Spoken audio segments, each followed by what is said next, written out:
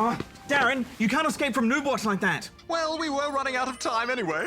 Now it's time to float through the sights and sounds of Lumini. Magical.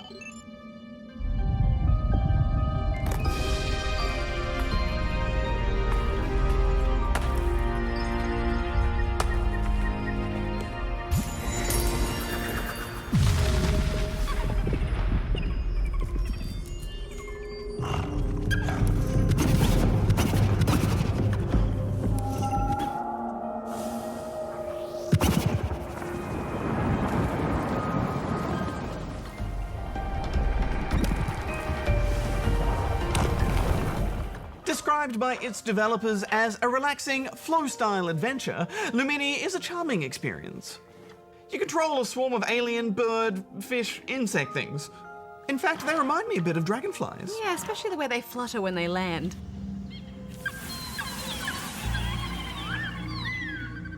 It all just adds to them feeling like vulnerable creatures in a deep, ancient world as they chitter, twirl, and dive across the screen. Movement is satisfyingly precise as the creatures follow the leader like a tail. The game recommends using a gamepad, which makes a lot of sense. Although the controls are simple, you really do need the thumbsticks to get the flow right. You can also split the group using the right thumbstick. This makes for some mildly tricky moments of coordination, but nothing too strenuous.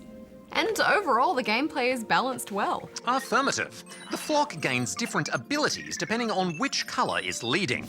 Blue can dash or stun, red sends out damaging shockwaves, and yellow creates a ball of electricity. You can also level up these abilities with special crystals, making your Lumini tougher.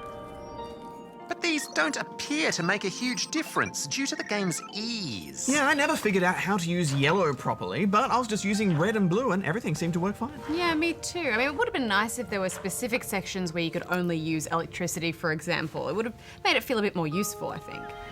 The game gives minimal instructions, which helps maintain its atmosphere. But sometimes it also left me a bit confused. For example, I still don't know what the green orbs or purple crystals were for, but, you know, I enjoyed collecting them. Yeah, that was a bit vague, but thankfully the game is forgiving enough so you can just try things and see what works. Even when my numbers thinned out, I never lost all my Lumini, and you're encouraged to explore with hidden areas everywhere. They also strike the right balance for the map sizes. You're given a good sense of when you're entering a new area, so you have the opportunity to go back and make sure you've searched everything. This adds to the rich sense of discovery and wonder as you explore every nook and cranny of this beautiful world. Yeah, I mean, there's also a really touching story woven in it. Actually kind of reminded me a bit of Journey. As you pass illuminated drawings, a little bit of history is revealed, allowing you to piece things together for yourself. It's simple, but I love that it's emotional storytelling. Yeah, the game actually reminded me of Ori and the Blind Forest and Child of Light. Especially the way you collect light orbs from plants as you float across beautiful environments. And this is a good thing, because they were both great games. The environments are stunning and rather varied. There are caves with luminous crystals, ancient ruins from another civilization, golden deserts, and purple storms. It really keeps the game interesting. Yeah, and there are quite a few breathtaking moments.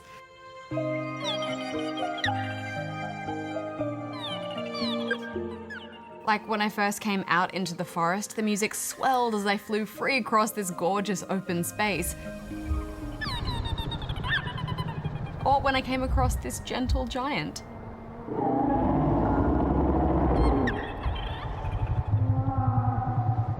I was genuinely moved, Bajo. Yeah, they've done a great job fleshing out the universe and making everything mysterious and interesting. And that sound design.